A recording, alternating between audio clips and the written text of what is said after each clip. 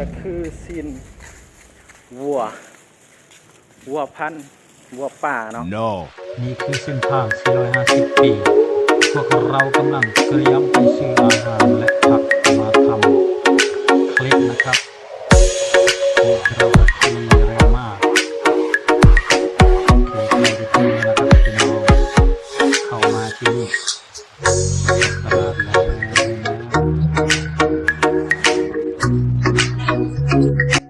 สวัสดีครับวันนี้ผมไปเลาะที่ตลาดบึงถาดหลวงนะครับวันนี้ผมมาเที่ยวเราจะมาทำกินแบบอาหารแบบพื้นบ้านนะครับอันนี้ก็คือซีนวัวพันธุ์วัวป่าเนาะก็คือในภาษาเฮาก็จะคือแบบงัวกระทิงหรือว่างัวอยู่ป่าเนาะเดี๋ยวพี่น้องท่าเบิ่งเลยถ้าเฮาเฮ็ดสำเร็จแล้วจะกินว่าจะอร่อยหรือว่าไม่อร่อยทารุ่นนำกันเลยครับพี่น้องครับไป let's go เอ้มาถึงห้องเลยจ้ามาเลยโอเคเรามาถึงห้องแล้ววันนี้ครับจัดสุดง่ายๆเลยครับสองคนนะครับอันนี้คือผักและอาหารที่เราจะเตรียมกันนะครับโอเคไปก่อน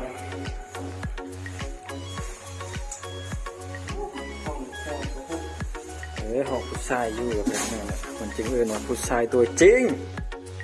ต้องหกสิตอนนี้เรากำลังกัดเทียมนะครับอันนี้ก็คือเพียจุที่เราจะคั่วแล้วเอาไปทำแจ่วนะครับแจ่วน้ำจุ่มโอเคเราก็มาล้างนะครับล้างเลยเอาลงนี่เหรอจะทำไมเนี่ย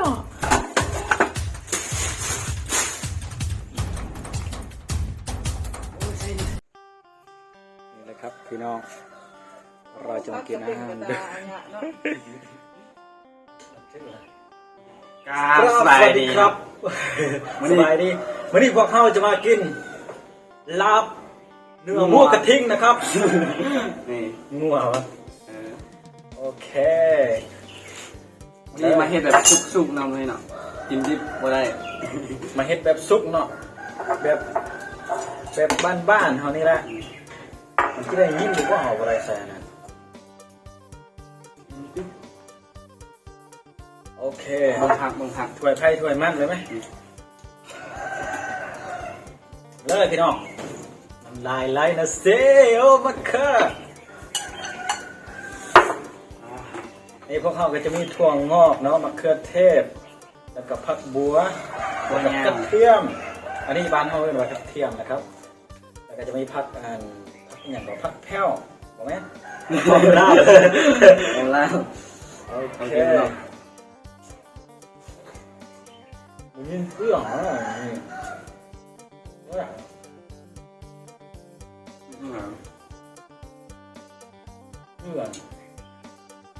มันก็มาพริกอยู่ห้าง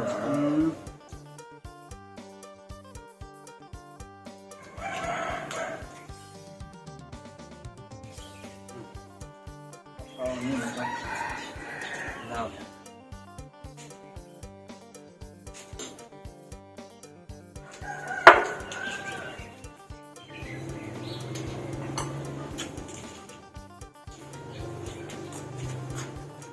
เพื่อจะเต็มเนาะพี่น้องนำเลยเนาะ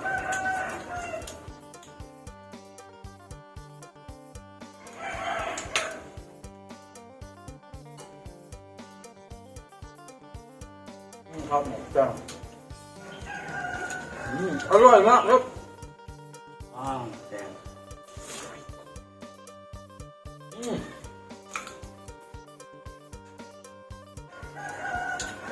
แดงธรรมชาติเลยครับ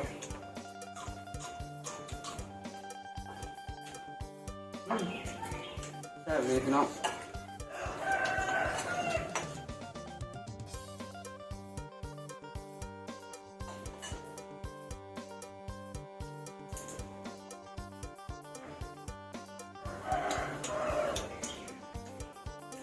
ไม่เนาะไม่มันรู้สึกไม่พูดใช่ไหม เ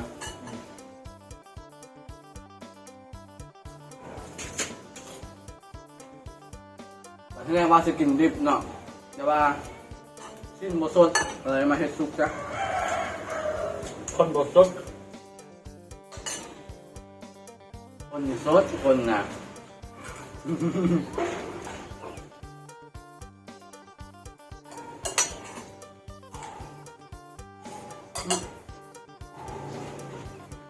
ครับผม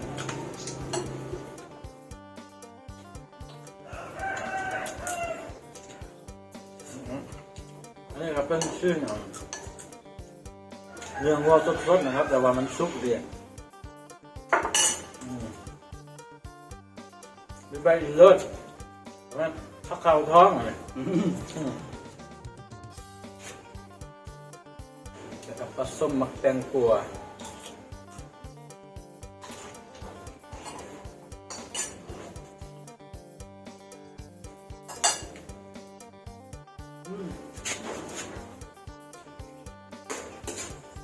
น้อยดีน้อย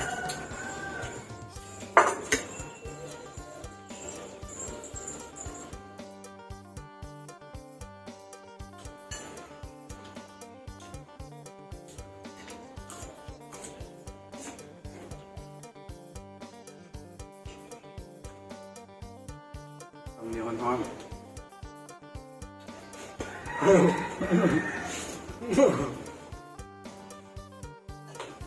ข้าวเหนียวร้อนห้อง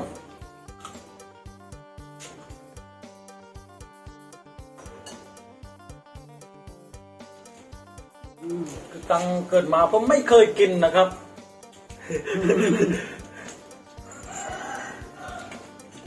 อันนี้เป็นครั้งแรกมาดูกันเลยอ๋อคือผมเป็นคนป่าครับผมไม่เคยอยู่บ้าน เนื้อปลาหมูกระวานเงา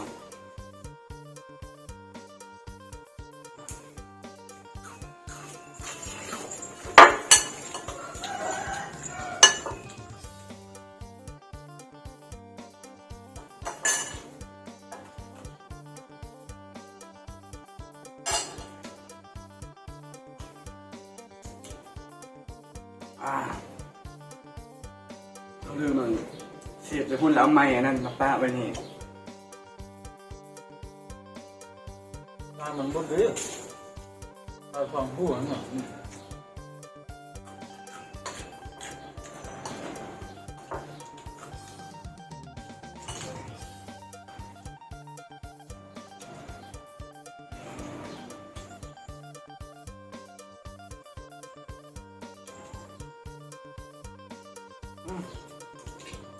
เริ่มพิมพ์แล้วพี่น้อง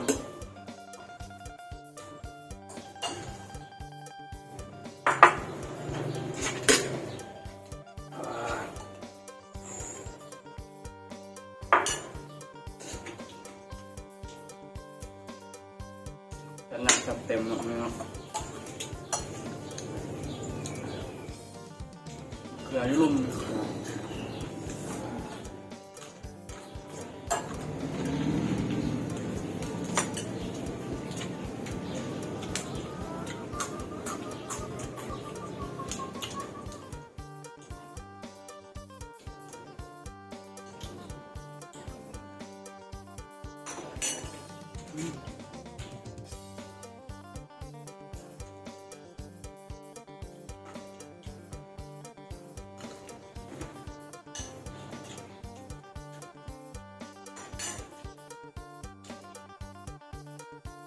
พอดีเลยครับพอดีกรอบกรอบ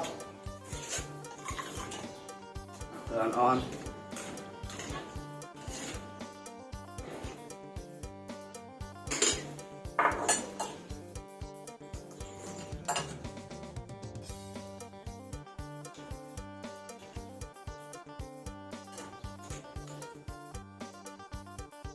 มีแต่เฮาเฮ็ดแล้วกินลาบไปเฮ็ดนั่นนี่เนาะเอาพวกมาสดนั่นเลย แล้วก็บัว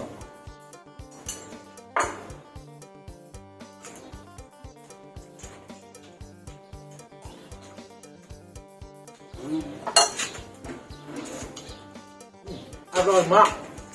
มันเหลืออะไร อร่อยมาก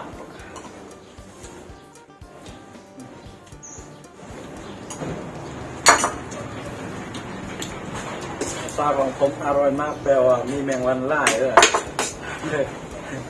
มีแมงวัน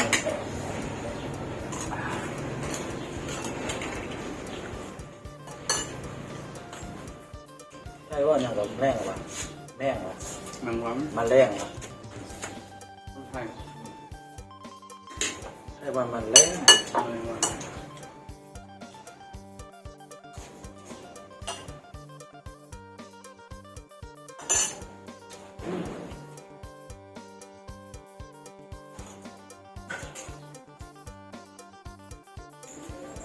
น้องคือบริษัทเขาบัวใช่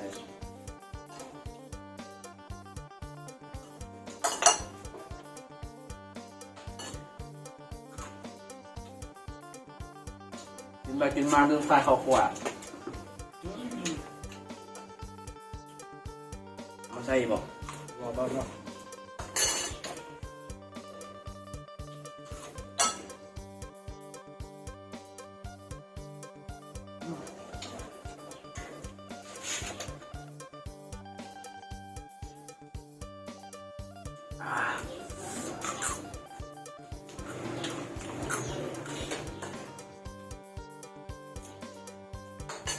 ครับนี่ใส่ข้าวคั่ว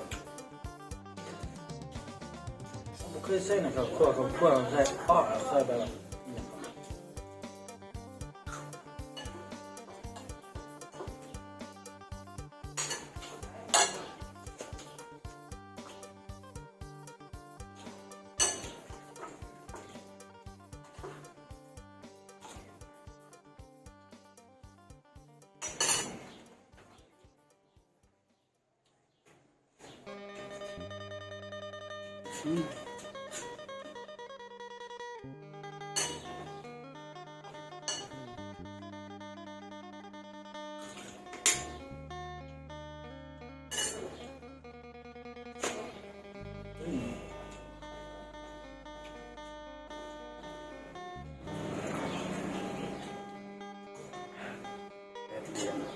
พวกเลี้ยนเนาะ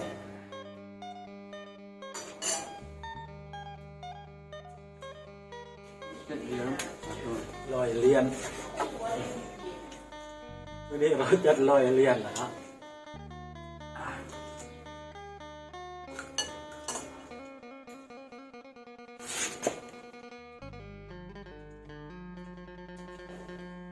ลอยเลียนนั่นเนาะได้มือละลอยเลียนนั่งรถเต้าเลย พ่อนะ มากินแห้วสุดเลียนเลย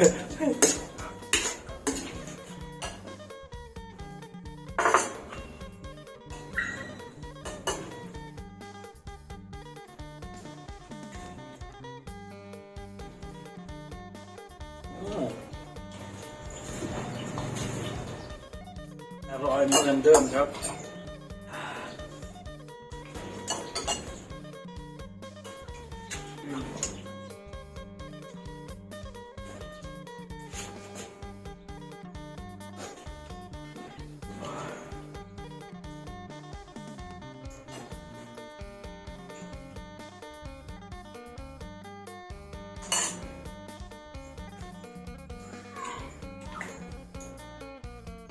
ไรไหม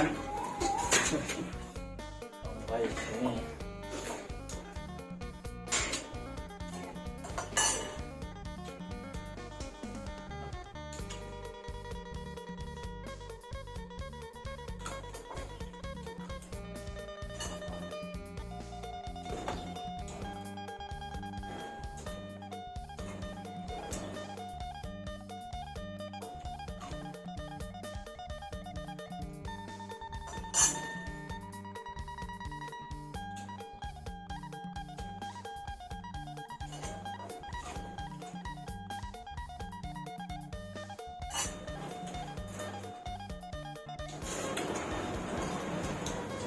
Tốt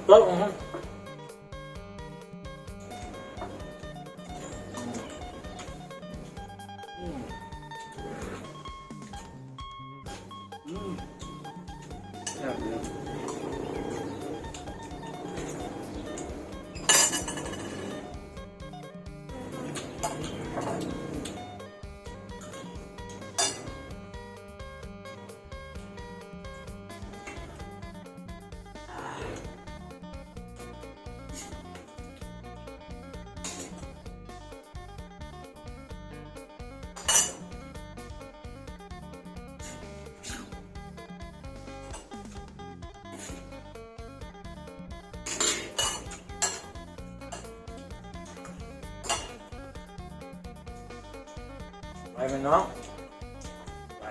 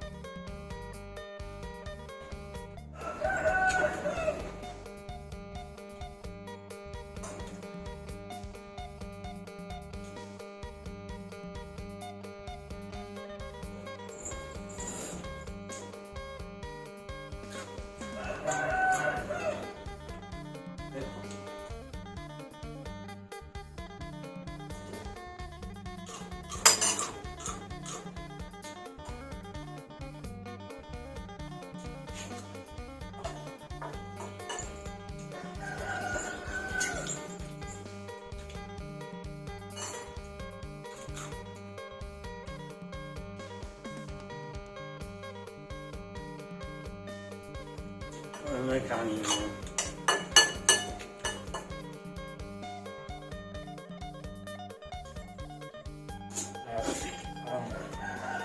รายการเนี่ย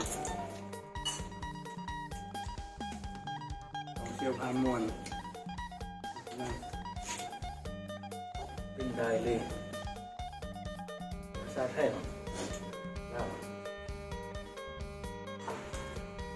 รายการ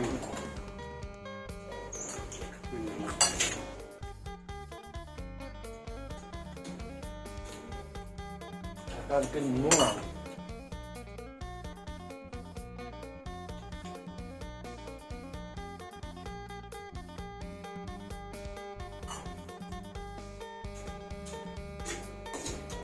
เป็นมาใคร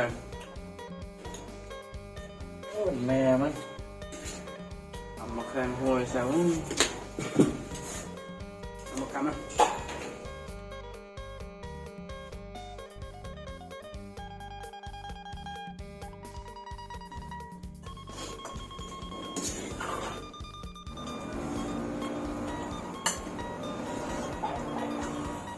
มักแคนแดนลาว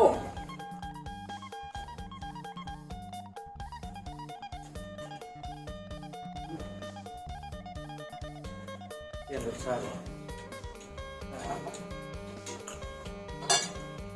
หอม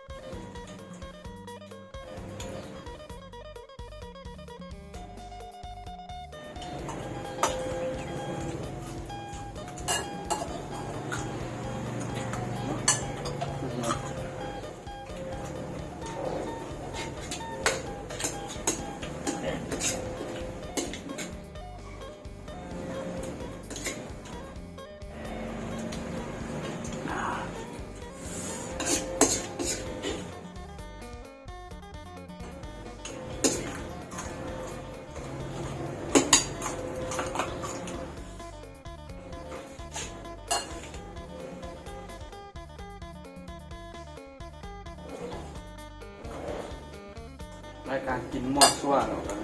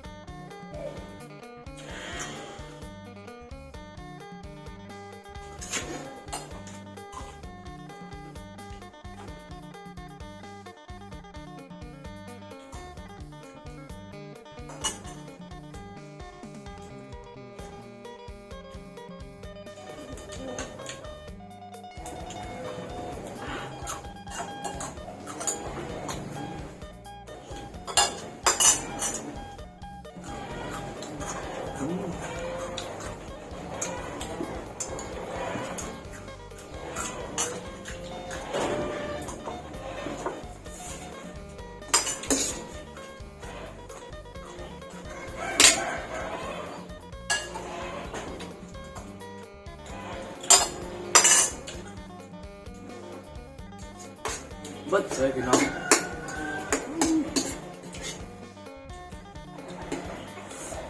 ผมกะว่าจะไม่หมด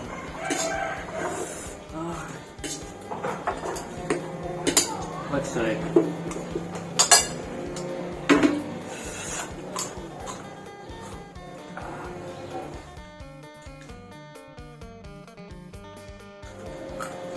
นี่เรากินหรือเราแหลกเนี่ย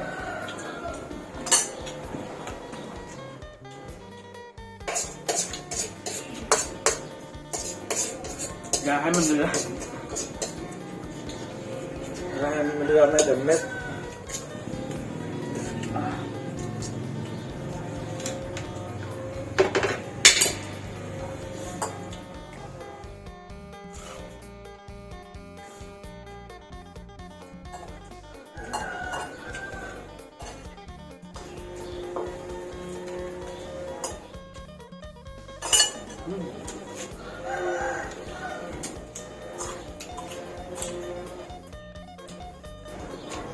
เริ่มบ่อเริ่มแม่น้องเลย บริเวณมันขึ้นข้าว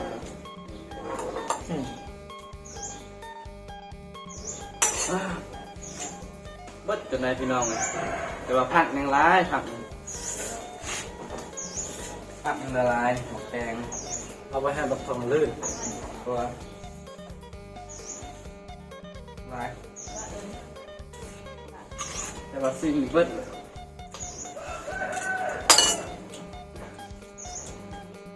ลืมเลย กินแบบเต็ม บ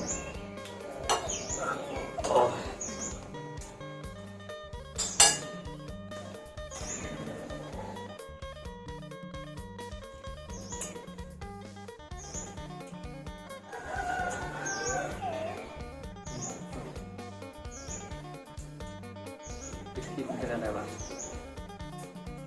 แต่ตอนนี้สีของเราก็